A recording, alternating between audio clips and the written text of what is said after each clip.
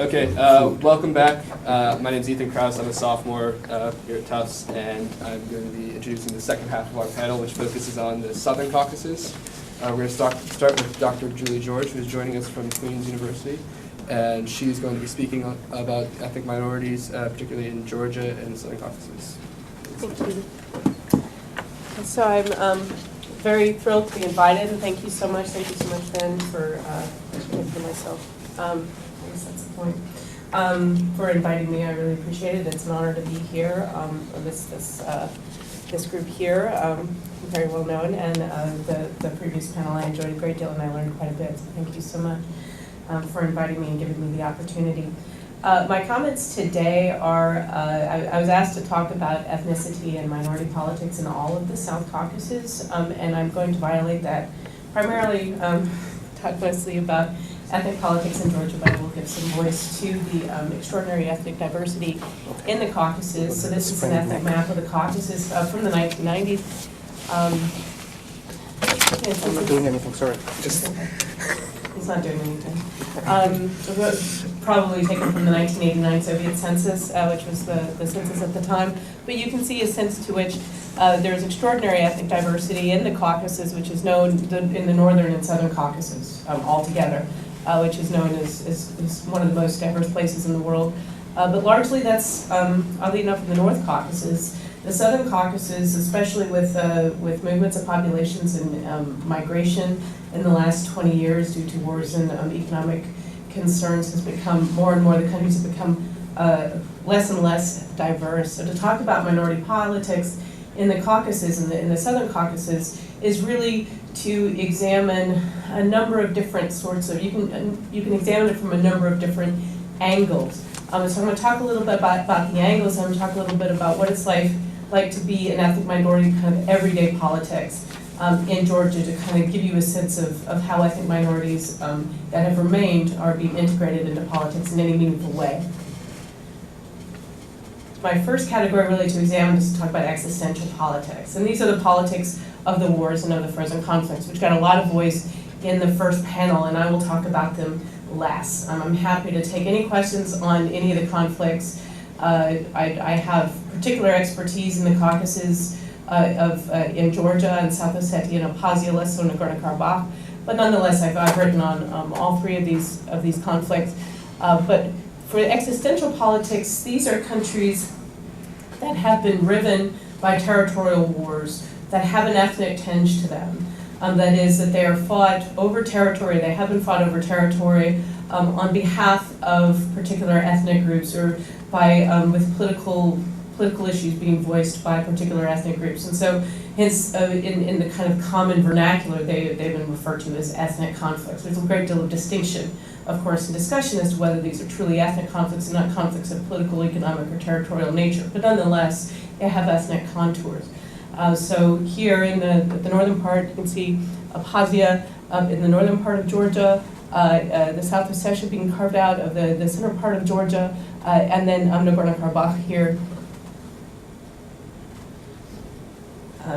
once part of Azerbaijan. These are all the de facto independent states of the Caucasus, and are referred to really as kind of these frozen conflicts, because not a lot of movement has gone on.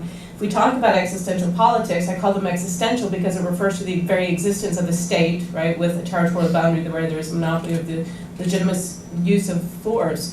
And here are states whose very existence are threatened by, and continue to be threatened by these frozen events. The Georgia wars, there have been 2 or 3, depending on how you count. The wars in Abkhazia, 1992 to 1993, with Russian recognition of Abkhazian independence.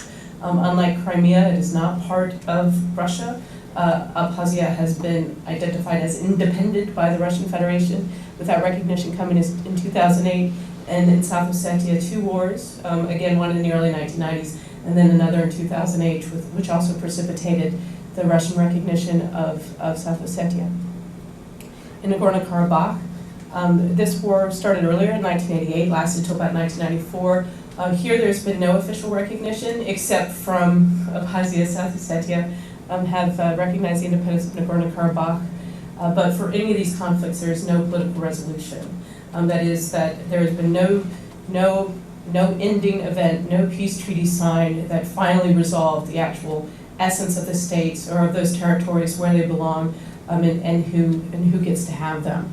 And I'm going to leave those politics there because they're very much as in terms of political stabilization, they're very much frozen in time, in the sense that the political discussion is one that is quite rigid and quite zero-sum, and there's not a lot of movement on these. Of course, for the people who live in these territories, for the Abkhazians in Abkhazia, for the Georgians in Abkhazia, for the Armenians in Nagorno-Karabakh, these are everyday sorts of politics and existential politics as well, and I think they would disagree with me to call them frozen. But from our outsider standpoint, we're looking at kind of political realities from a conversation about negotiation. They are essentially frozen. But I'd rather talk about everyday politics. And to do this, we need to find ethnic minorities and see where they are. So my question my research in the last 5-10 years has become, how are ethnic minorities integrated into everyday life, into everyday political life, in the parts of the territories that the countries themselves dominate, without the question of contested sovereignty. And for this, it's useful to look at the demography of the three countries. And you can see in my selection of Georgia, it is the most ethnically diverse state left in the Caucasus. So Georgia is 83% Georgian. It has two substantial minorities, ethnic minorities, that are clustered together in particular regions of Georgia, and I'll show you those in just a second. These are the Armenian population and the Azerbaijani population that lives in southern Georgia. Armenia is, according to their most recent census, and I apologize, I didn't put the date down there. I think it was the 2011 Armenian census. Yeah, the 2011 Armenian census, 98% Armenian, with the largest next minority being the 1% Yazidi, who are a kind of Kurdish population. And in Azerbaijan, 92% Azeri, with a 2% Lezgin population. So Armenia and Azerbaijan are extraordinarily not ethnically diverse, homogeneous in diversity, and Georgia is increasingly homogeneous, but it is the most ethnically diverse country in the Southern Caucasus. So this is a map of Georgia, and it's a map of de jure Georgia, so it includes South Ossetia and Abkhazia as parts of Georgia. I'm not making a political statement, I've just given you the de jure Georgia map that represents the United Nations accepted territorial boundaries. And here we can see, I just want to point out to you the two areas where the Armenians and the Azeris are. The Armenians are here in Samtskhe Javakheti, and the Azeris are here in this region called Krymo-Kartli. And what's interesting in the way the these Georgian ethnic minorities are clustered is that the electoral districts in which they live typically have a majority of those minority populations in the district. So in the regions of Samtskhe Javakheti and Krymo-Kartli, we can see that in Krymo-Kartli, sorry, I got them inverted, Krymo-Kartli and Samtskhe Javakheti, I list for you the names of the particular municipalities. There's not going to be a test on it, you don't have to know them. But you can see that like Bolnisi is 66% Azeri, Gadarbani is 74% Azeri, and down the line to Marneli with 83%. And likewise, of the districts that have Armenian populations in Samtskhe Javakheti, I'll just say Javakheti because that's predominantly where they are in that area. You can see Al-Khalaki at 94% and Yunisminda at, where are they, at 96%. So here you have kind of extraordinary majorities. And what's interesting is this helps us, I'm a political scientist, so from a political scientist standpoint, it's really nice because you can see how these districts vote. You can see how they are evident or not evident in electoral politics, how political parties campaign, how they campaign in those districts, and get a sense to which how the ethnic majority, the ethnic Georgian majority is reaching out to these potential constituencies in electoral politics. And so a lot of my work in recent years has been using elections as a kind of way to begin to understand how these groups are brought into the Georgian political dialogue.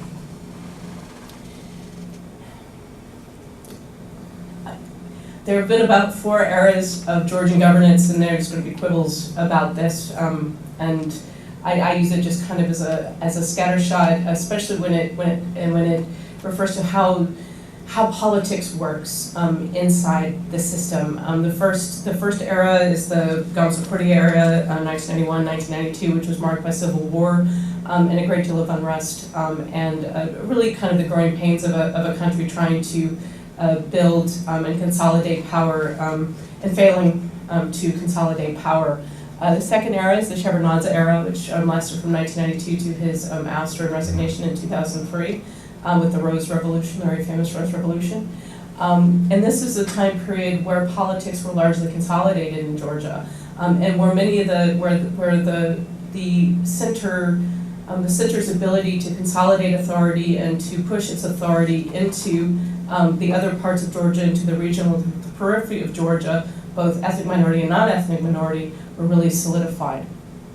The 2004 to 2012 era is the United National Movement Saakashvili era, which is an era of rather profound interaction, I think, between the ethnic minority communities of Georgia and the Georgian leadership, which leads us to the current time, which is the Georgian Dream, 2012 to whenever, that we're still in that era. I have it counted as a different era, in part because I don't know what to do with it. I think we're still trying to figure it out. And so that's one of the questions that I want to kind of engage today, is whether or not this is indeed a different era, or whether it's very similar to previous eras that came before it.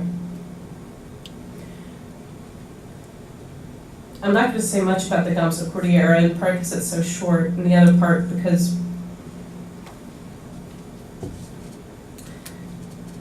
it was so short-lived, and there's not a lot to say except that the country saw 2 very dramatic wars and the precursors to its 3rd war in this very short time period.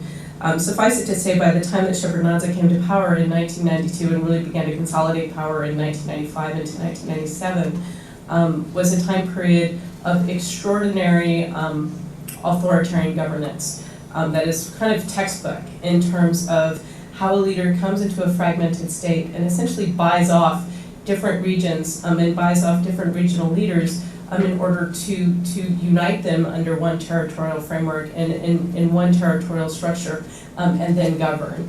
The Shevardnadze era was dynamic in a number of ways, and I'll mention the dynamism of it in just a minute. But it was also, by the time it was ending, the Georgian state was extraordinarily weak. It had not moved much beyond the kind of financial solidity that it could obtain in 1997, which was great when compared to 1992, but not so good when for anybody who's trying to eke out a life and trying to eke out real education opportunities and real employment opportunities. And so Shevardnadze's era is very much, by the end, very much noted by its stagnant nature, its extraordinarily corrupt nature. But this corruption is very much part of the process by which the government consolidated its power over the regions, and this is particularly the case in the ethnic minority regions. Just to even kind of further explain some of the challenges that were faced during the Shevardnadze era and arguably into the current day. Throughout this time period, there have been kind of pernicious and persistent discussions about whether the Armenian population in Samtskhe-Javakheti would like to secede, in part because of just the demographic numbers, with 96%, 94% of those districts that border on Armenia, on the country of Armenia. And so there's been a persistent concern amongst the Georgian populations that this is an area that would like to secede.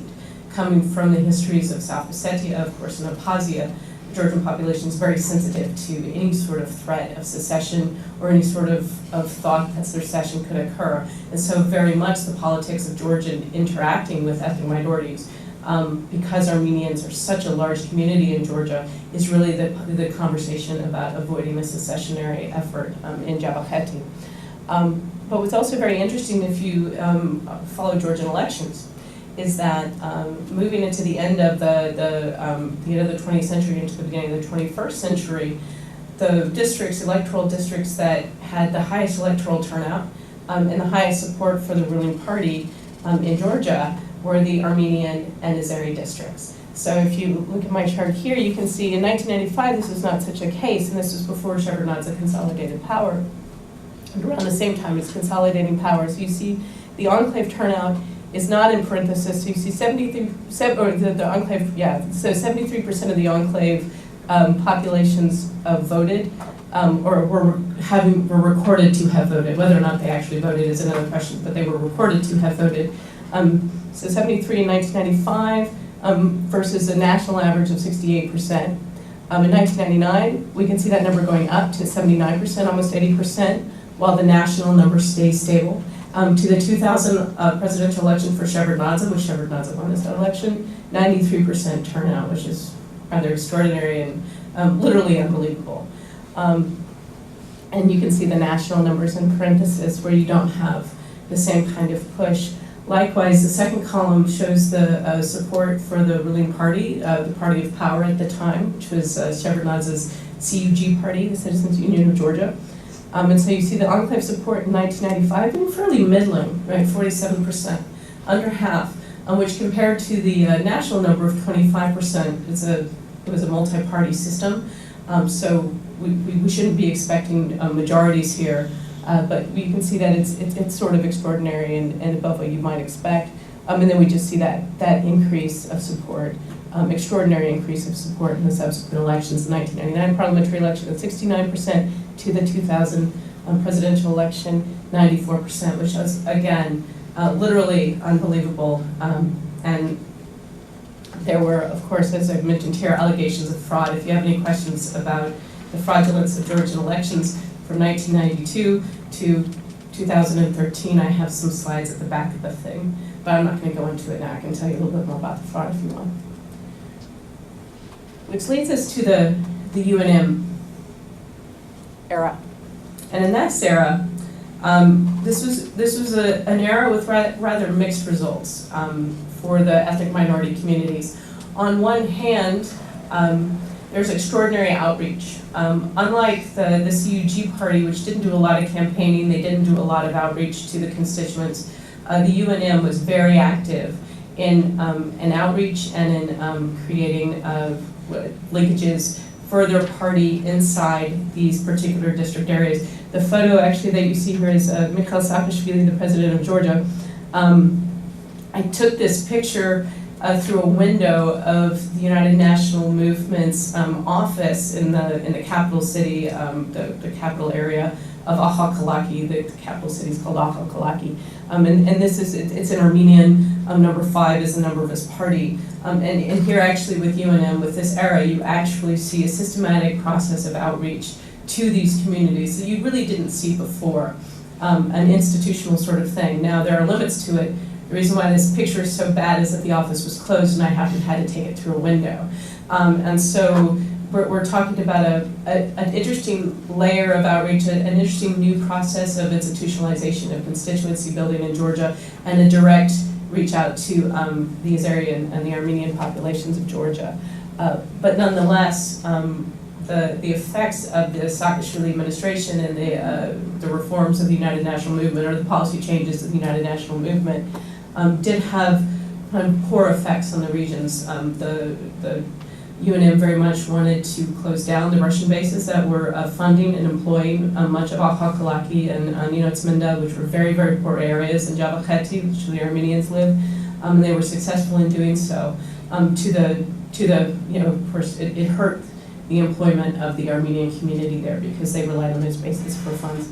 The second thing is in Fimo Kartli, where the Azeris are, the anti-corruption programs and the customs and these are borders that were very porous, and so one way for people to get money was smuggling and doing contraband work through across the border with Azerbaijan or Armenia, or any of the borders really. This just happened to be one of them.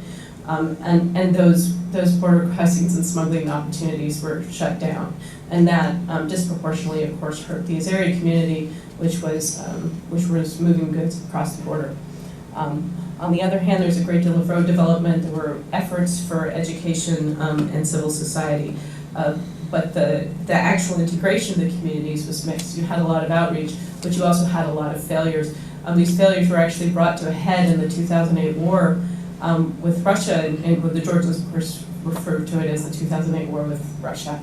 The Russians refer to it by other names. Everyone has a different name for it. But during that war, what was very interesting is the Armenian communities and the Azeri communities in Georgia do not speak Georgian particularly well. And they did not have access to information about the war except that came from Russian news sources. And the Georgians realized they had no mechanism of communicating to their own citizens about this invasion that was taking place and what the policies that they were undergoing. And so in the Ministry of Civic Reintegration, they actually had to put together these CDs and then just drive them down to Primo Kartli and Samska Jabakheti and give them away to people so that they could actually communicate in Russian to the Armenian populations and the Azeri populations of their country about the invasion and the Georgian perspective, because they were only getting a Russian perspective. How does this work out in terms of electoral politics?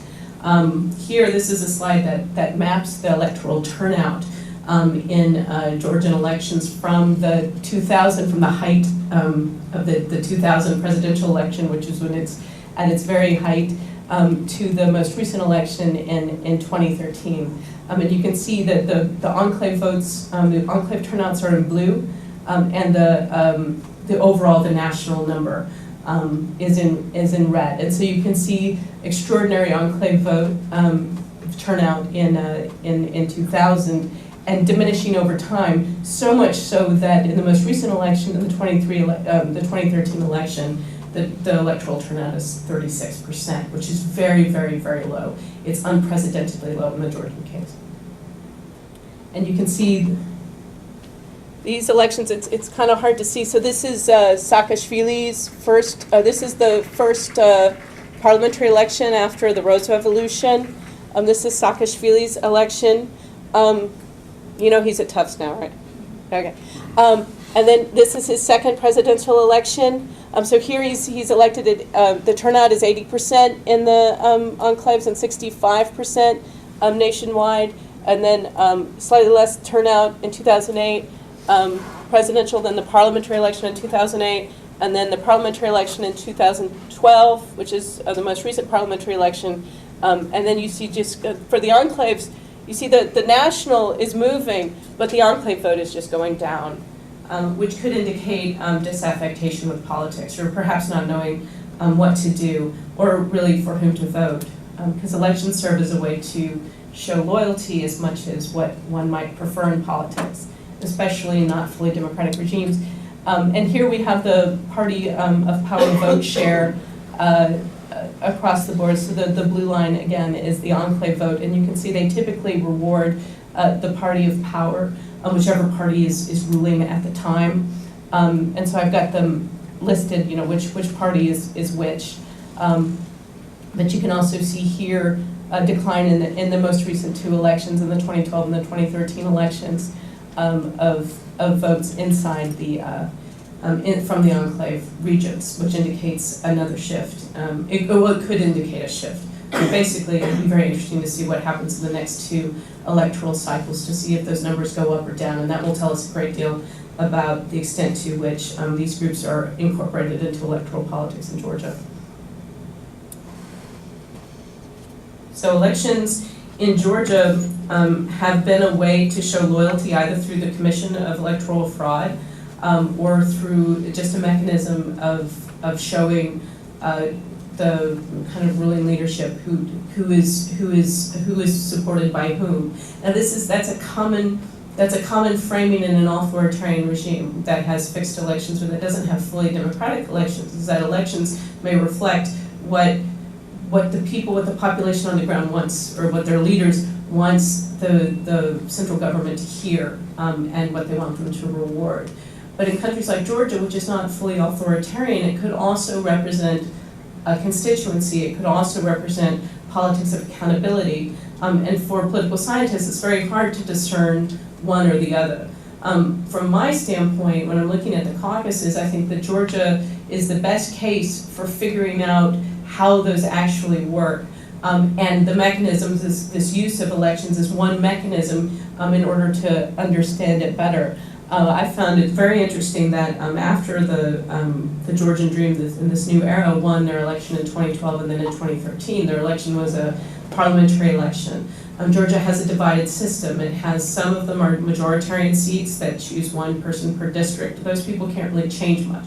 And then, well, they can. And then they have the majoritarian seats, and then they have the proportional representation seats. What's interesting is that many of the majoritarians in Samska Javakheti from these ethnic minority districts began to shift their allegiances, so they actually switched parties. They switched from being a member of the UNM to switch to be part of the Georgian Dream, which enhanced the Georgian Dream's numbers in Parliament a great deal.